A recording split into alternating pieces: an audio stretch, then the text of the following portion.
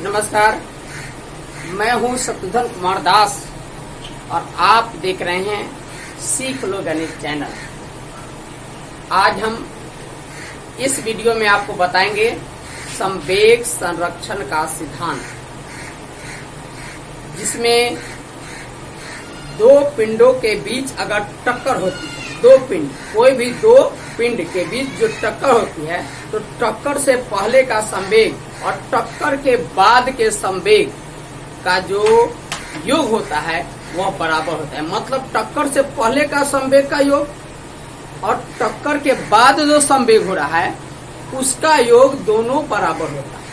यही है संवेग संरक्षण का सिद्धांत। फिर से जानिए, दो पिंडों के बीच टक्कर होती है, दो पिंडों के बीच टक्कर होती है, तो टक्कर से पहले का जो संवेग है अब वह टक्कर के बाद के संवेग का जो होता है वह दोनों बराबर होता है। समझ गए?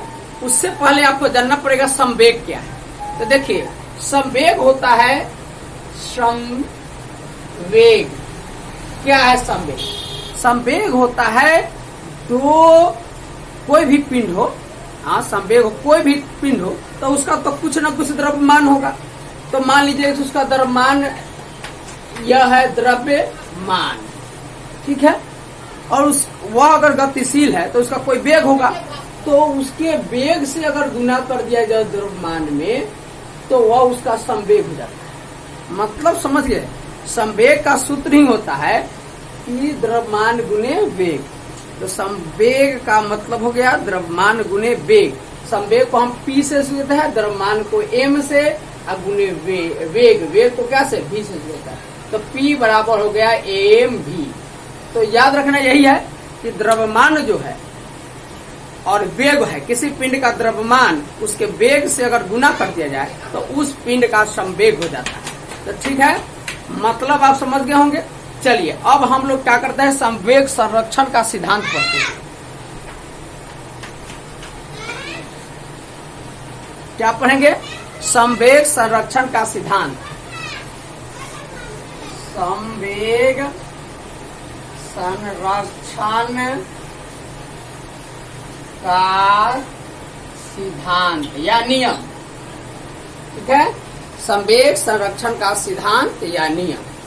तो क्या होता है, टक्कर, दो पिंडों के बीच टक्कर होती है। अगर दो पिंडों के बीच टक्कर होती है तो टक्कर से पहले का कुल संवेग टक्कर के बाद के कुल संवेग के बराबर होता है। जैसे मान लिया कि कोई दो पिंड है, यह जिसका द्रव्यमान m1 है, एक पिंड यह है m2 द्रव्यमान वाला, दो गो पिंड हो गया, दोनों इस दिशा में गतिशील है। किस वेग से? इसका वेग होगा u1, इसका वेग है u2, मान लीजिए। अब दोनों जब गतिशील है तो क्या होगा, एक समय आएगा कि दोनों के बीच टक्कर होगी। दोनों के बीच क्या होगा, टक्कर होगी। तो टक्कर के समय भी इसका द्रव्यमान m1 रहेगा, इस पिंड का द्रव्यमान m2 रहेगा ना, लेकिन वेग जो है वह जो होगा वह जीरो है। टक्कर के समय वेग जो होता है वह जीरो हो जाता है, ठीक है। और जब टकरा जाएगा तो फिर से यह गतिशील हो जाएगा और टकरा के एक वो पिंड इस तरह से आ जाएगा, यहाँ आ गया, और एक पिंड यहाँ आ जाएगा, ठीक है। तो इसका द्रव्यमान m1 रहेगा, इसका द्रव्यमान m2 रहेगा। मतलब साफ आप समझ गए कि m1 द्रव्यमान वाले पिंड का द्रव्यमान m1 रहेगा, उसके द्रव्यमान में कोई परिवर्तन नहीं आएगा। परिवर्तन क्या आएगा, उसके वेग में आएगा। टक्कर के पहले वेग है इस पिंड का, मान लीजिए इसमें ए है या बी है, ए बी, इसको ए इसको बी मान लीजिए। तो देखिए, टक्कर से पहले ए का द्रव्यमान m1 है, वह टक्कर के समय भी m1 है और टक्कर के बाद भी m1 है। लेकिन वेग में क्या हुआ, देखिए, टक्कर से पहले इसका वेग है u1, टक्कर के समय वेग हो गया 0। टक्कर के समय कुछ क्षण के लिए ही, लेकिन रुकता जरूर है पिंड, मतलब 0 हो जाता है। और टक्कर के बाद इसका वेग जो हो जाएगा वह v1 हो गया, ठीक है। और पिंड बी के लिए देखिए, पिंड बी के लिए आप देखेंगे कि टक्कर से पहले जो द्रव्यमान है वह m1 है, m2 है, और टक्कर के समय भी m2 है और टक्कर के बाद भी m2 है। मतलब द्रव्यमान में किसी प्रकार का कोई चेंज नहीं आया। लेकिन टक्कर से पहले जो है वेग वह u2 है, टक्कर के समय v0 और टक्कर के बाद v2 हो जाता है। ठीक है, तो इस प्रकार से आप इस सबको मान सकते हैं। कैसे मानेंगे? माना कि दो पिंड ए और बी है। दो पिंड क्या है? ए और बी है, जिसका द्रव्यमान जो है वह क्या है? m1 और m2 है। समझ गए बात? मान लिया कि ए और बी दो पिंड है जिसके द्रव्यमान क्रमशः m1 और m2 है। टक्कर से पहले इसका वेग क्या है? क्रमशः u1 और u2 है। समझ में आया? दोनों के बीच क्या है? t समय बाद टक्कर होती है। तो टक्कर होती है और तब जाकर इसका जो टक्कर के टकराने के बाद इसका वेग बदलकर v1 और v2 हो जाता है। तो इसको हम लिख लेंगे, तो लिख लिए। चलिए अब देख सकते हैं लिखा हुआ। तो अब देखिए यह जो है क्या दिया हुआ है। तो अब जो है सबसे पहले हम क्या करेंगे कि टक्कर से पहले ए का समवेग और टक्कर के बाद ए का समवेग निकालेंगे। फिर देखेंगे कि दोनों में संवेग में कितना परिवर्तन आया है। फिर उसके परिवर्तन की दर को देखेंगे। यह भी आप जानिए कि संवेग परिवर्तन की दर को बल कहते हैं। तो चलिए शुरू करते हैं। टक्कर से पहले ए का संवेग, ठीक है, क्या है? टक्कर से पहले कहाँ? यहाँ देखिए चित्र में देखिए, टक्कर से पहले यही है द्रव्यमान गुने वेग। द्रव्यमान कितना? m1 और वेग कितना? u2। तो लिख देंगे m1 u1। अब चलिए टक्कर के बाद ए का संवेग। देखिए टक्कर के बाद क्या है? टक्कर के बाद यही है। तो टक्कर के बाद क्या है? देखिए m1 v1। तो m1 v1, ठीक है। अब देखिए यह टक्कर के पहले का संवेग है और यह टक्कर के बाद का संवेग है। तो संवेग में परिवर्तन आया, तो संवेग में परिवर्तन निकल गया। तो संवेग में परिवर्तन। तो देखिए क्या परिवर्तन है, जान लीजिए पहले ही था, बाद में यह था। पहले बाद में बाद वाला से पहले का घटा लेंगे। क्या लिखेंगे? m1 v1 minus m1 u1, ठीक है। चलिए अब हम क्या करेंगे? ये संवेग परिवर्तन हुआ। अब हमको निकालना है संवेग परिवर्तन की दर। तो दर क्या है? जितने समय में यह परिवर्तन हुआ उस समय से डिवाइड करेंगे, यानी उस समय से भाग देंगे। तो कितने समय में है? तो t समय है, तो t से भाग देंगे। चलिए संवेग परिवर्तन की दर क्या होगा? m1 v1 minus m1 u1 बटा t, ठीक है। तो यह भी आप जानते हैं। देखिए यहाँ क्या लिखा? संवेग परिवर्तन की दर। हम पहले ही बताए हैं कि संवेग परिवर्तन की दर को बल कहते हैं। क्या बताए हैं? संवेग परिवर्तन की दर को बल कहते हैं। अब बल को F से सिद्ध करते हैं। यहाँ क्या है? 1 है, तो हम यहाँ लिखेंगे F1। लिख देंगे F1 बराबर m1 v1 minus m1 u1 बटा t।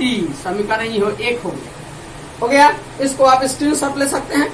चलिए अब हम क्या करेंगे? यह सारा काम जो हम किए हैं वह क्या किए हैं? वह किए हैं ए पिंड के लिए। अब हम क्या करेंगे? यह ए पिंड के लिए किया गया है, ठीक है। अब हम यही काम बी पिंड के लिए करेंगे। चलिए तब वही निकालेंगे। चलिए क्या निकालेंगे? देखिए टक्कर से पहले बी का संवेग। देखिए टक्कर से पहले बी का संवेग देखिए m2 u2। देख सकते हैं आप यहाँ m2 u2। तो लिख देंगे m2 u2।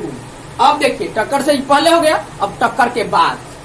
टक्कर के बाद बी का संवेग क्या होगा? टक्कर के बाद बी का संवेग। देखिए टक्कर का बाद यहाँ है, यही है m2 v2।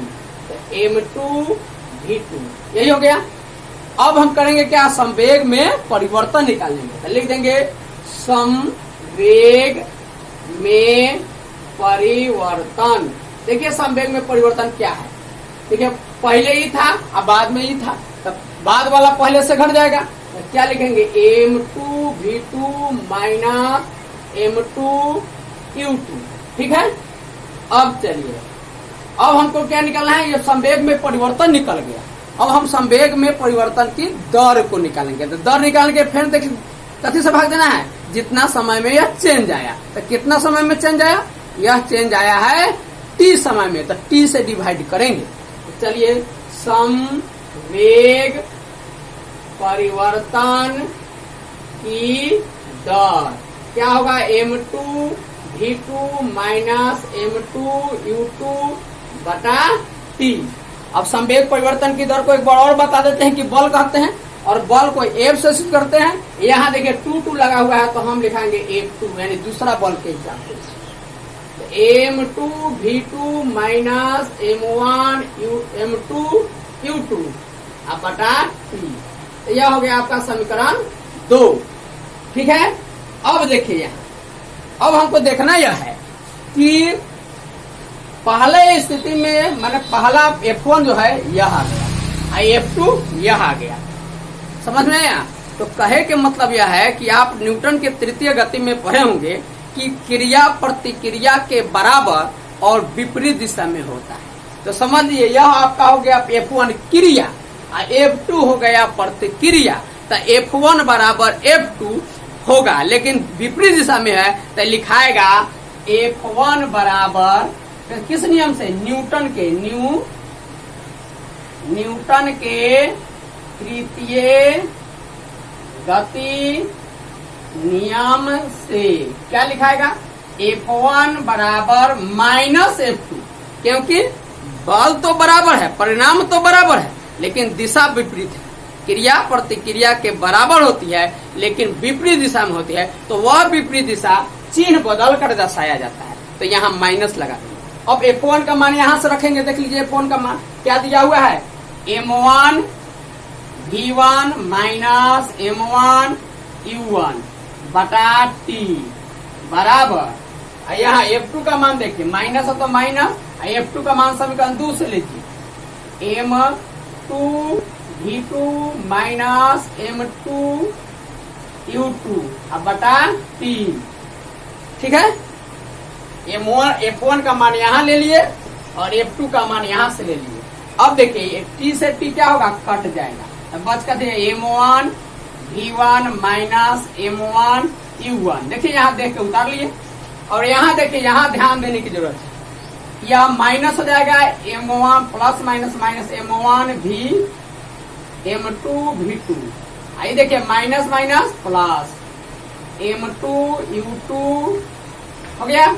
अब देखिए 1 1 वाला को एक तरफ और 2 2 वाला को एक तरफ हम लोग क्या करते हैं, ये दिख रहा है तो इसको क्या करेंगे, m1 m2 जो है वह दिख ही रहा है, तो हमको लाना है कि टक्कर से पहले वाला संवेग को एक तरफ करेंगे और टक्कर के बाद वाला संवेग को एक तरफ करेंगे। तो देखिए टक्कर से पहले वाला संवेग जो है वह क्या है, u1 u2 वाला में है, तो u1 u2 को एक तरफ लाइए। तो देखिए यहाँ देखिए m1 माइनस, यहाँ देखिए m1 u1, यहाँ देखिए यहाँ यही u1 वाला है, u2 u वाला है, तो देखेंगे यहाँ प्लस में है तो यह क्या होगा माइनस में, m2 u2 बराबर। ठीक है, यहाँ माइनस तो यहाँ माइनस लगेगा, माइनस होगा, तो m2 v2, आइए देखिए प्लस में है तो यह माइनस में हो जाएगा, m1 v1। ठीक है, हो गया। अब देखिए यहाँ माइनस कॉमन ले लीजिए, m1 u1 plus m2 u2। ठीक है, अब बराबर यहाँ भी माइनस कॉमन ले लीजिए, तो क्या होगा, माइनस कॉमन लेंगे तो क्या होगा, ये पहले एक लिख दीजिए, एक लिख दीजिए m1 v1 plus m2 v2, minus से माइनस कट गया तो बच कथी गया, लिख लीजिए m1 u1 plus m2 u2 बराबर m1 v1 plus m2 v2। अब देखिए यहाँ देखिए M1 U1 M1 U1 M2 U2 M2 U2 यानी टक्कर से पहले का ही संवेग हो गया। और इधर में देखिए M1 V1 देखिए M1 V1 कहाँ है M1 V1 M2 V2 कहाँ है देखिए M2 V2 यहाँ है यानी टक्कर से पहले का ही संवेग और टक्कर के बाद का संवेग। तो यह हो गया टक्कर के पहले का संवेग बराबर हुआ टक्कर के बाद का संवेग यानी संवेग संरक्षित रहता है। तो यहाँ लिख देंगे टक्कर से पहले का संवेग बराबर टक्कर के बाद का संवेग। इस तरह से संवेग जो है संवेग संरक्षित रहता है तो इस तरह से आप देखें कि वेग गति जो है संवेग संरक्षण का सिद्धांत जो है वह टक्कर से पहले का संवेग और टक्कर के बाद का संवेग दोनों आपस में बराबर होता है। समझ में आया? तो यही कहा जाता है संवेग संरक्षित रहता है यानी संवेग में न कमी आती है न वृद्धि होती है, जैसा है वैसा रहता है। बस एक का ट्रांसफर दूसरे में स्थानांतरण दूसरे में हो जाता है। तो आपको अगर वीडियो अच्छा लगा हो तो आप लाइक कीजिए, थोड़ा सा शेयर कर दीजिए और थोड़ा सा कमेंट कीजिए कि आपको यह वीडियो कैसा लगा। अगले वीडियो में मिलते हैं, तब तक के लिए धन्यवाद।